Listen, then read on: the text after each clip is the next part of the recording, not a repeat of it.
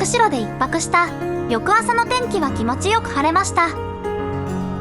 早起きして有名なぬさまい橋周辺を散策します。朝日が眩しく、早朝のためかまだ人がいません。釧路で有名な観光スポットのぬさまい橋です。1900年に初代のぬさまい橋が架けられました。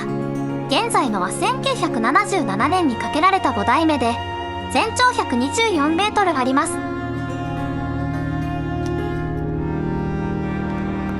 ヨーロッパスタイルのぬさまい橋は北海道三大妙境の一つです。残り2つは札幌の豊平橋、旭川の旭橋です。橋には道東の四季をテーマとした4つのブロンズ像が飾られています。冬の像は寒さと冬を跳ねのけて春を待ち望む心を、歩いた順番の都合で季節が逆ですが、秋の像は迫り来る厳しい冬に立ち向かう精神と緊張感。橋の反対側にも2体あります。夏の像は爽やかな風を受けて羽ばたく若々しさ。そして最後の像は春で、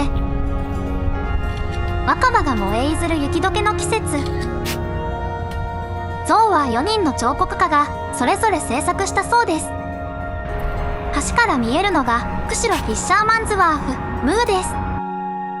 ご当地グルメが楽しめる飲食屋台や鮮魚市場があります。昨夜のホテルはすぐ近くの道民インでした。ここは朝食が人気ですが、その紹介は別の機会にします。クール釧路モニュメントは改修されたばかりで、とても綺麗になっていました。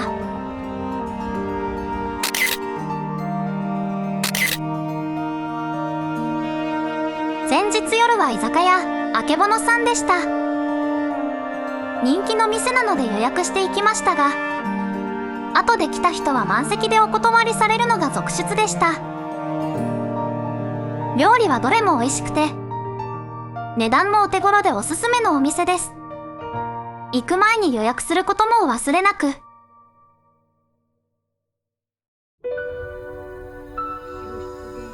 それでは釧路湿原を見に行きます。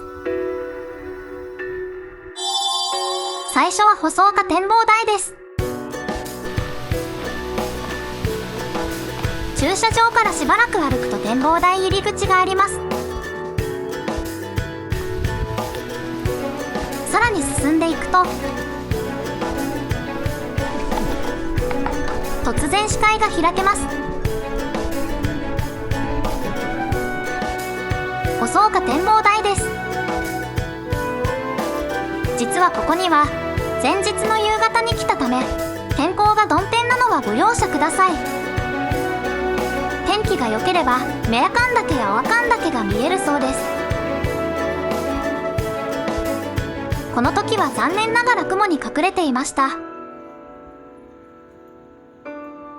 それでも釧路湿原の広大さを感じることができました。釧路湿原は日本で最初のラムサール条約登録湿地で、1987年に国立公園に指定されました。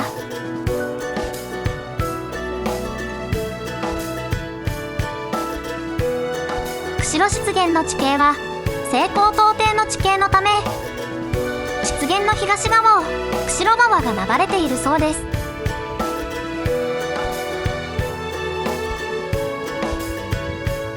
釧路湿原は広大で、1947年に 2.5 万ヘクタールの広さでしたが、50年間に市街地や農地開拓で約 20% が消失したそうです。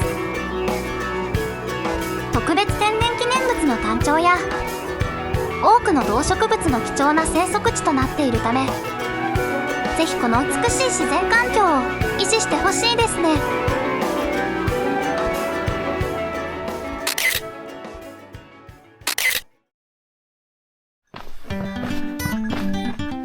続いて近くでもう1カ所立ち寄りました。釧路湿原駅です。ちょうど夕日の6号がやってきました。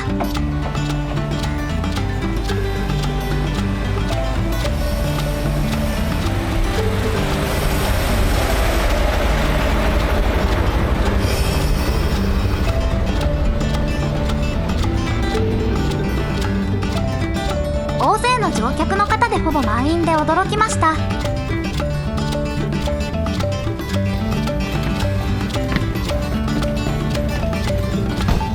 停車後に大勢の方が列車されました。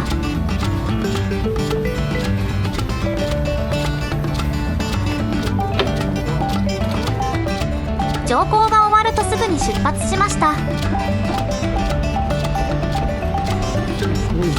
列車でのんびりな旅も良いもんですね。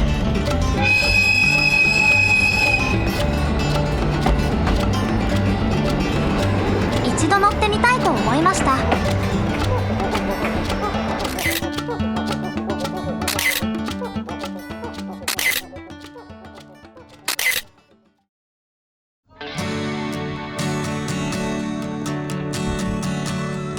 もう一箇所、釧路湿原を見に来ました。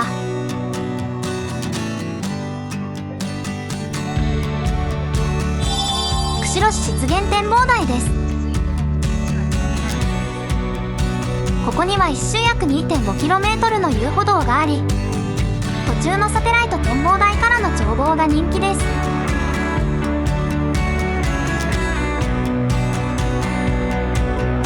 それでは遊歩道を歩きます。サテライト展望台を往復するなら時計回りが歩きやすいですが、一周するなら逆回りが良いそうです。今回は反時計回りで歩きます。ヒグマ注意の文字が目を引きます。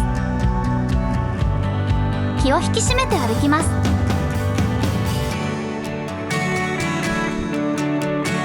ここから長い階段が続きます。こちらからだと下りですが、逆から来ると長い上りです。こういう場所が何箇所もあるので、反時計回りがおすすめです。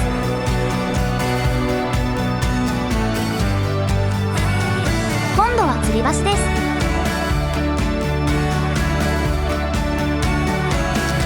吊り橋を渡りきると日だまり広場に着きました。ここでやっと3分の1ぐらいです。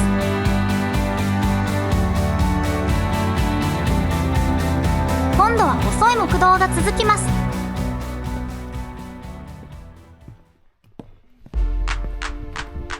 そしてようやく展望台に着きました。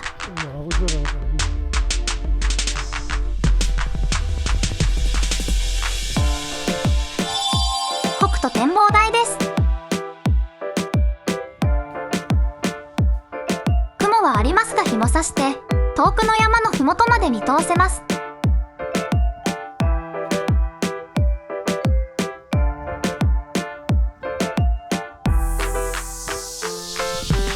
それでは隣に移ります。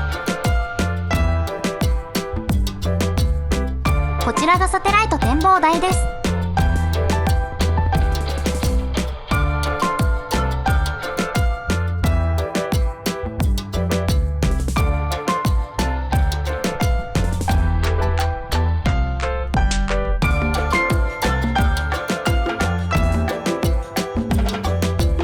階段上の展望スペースに登ってみます。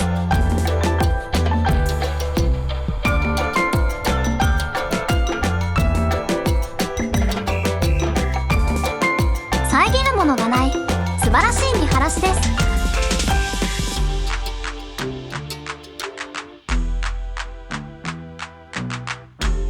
頑張って見に来てよかったです。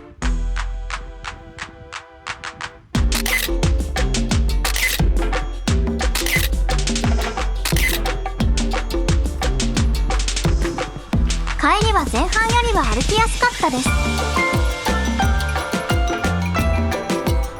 出口に到着しました。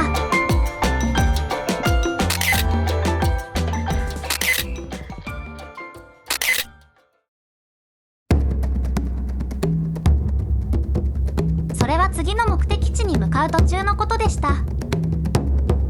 ちょうど本別ルベシベ線のアショロ湖付近を走っている時に突然見つけました。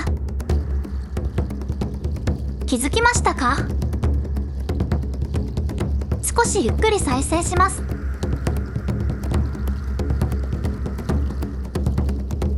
今度は後方カメラで見ましょう。そうなんです。つがいの鶴です。あまりに突然で驚きました。ドラレコなので画質は悪いですが、鶴を道路で見るなんて初めてで感動しました。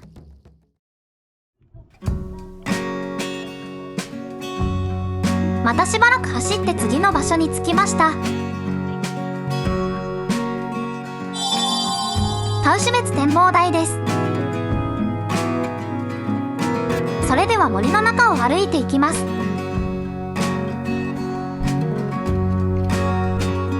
距離はそんなにありませんが、やはり森の中を歩くのは緊張します。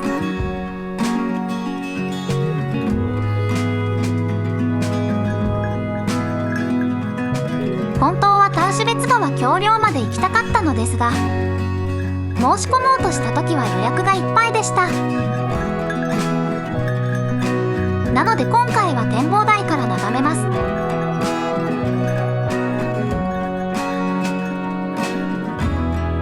途中の水ならの巨木は立派です。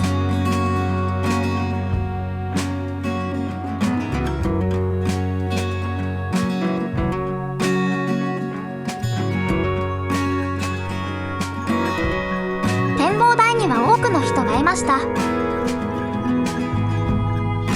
橋梁までは750メートル離れています。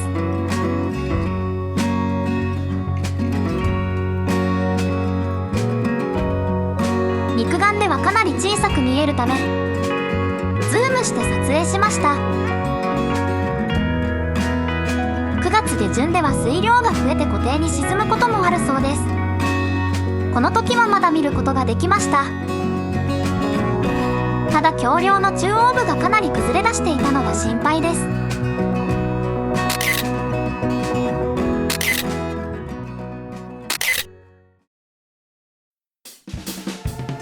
この後札幌リゾートベアマウンテンにも行きましたが、その様子は別の回でご紹介します。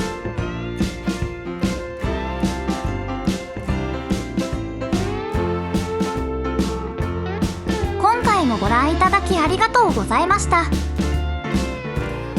北海道の旅も終盤ですが、まだまだ続きます。今後ともどうぞよろしくお願いいたします。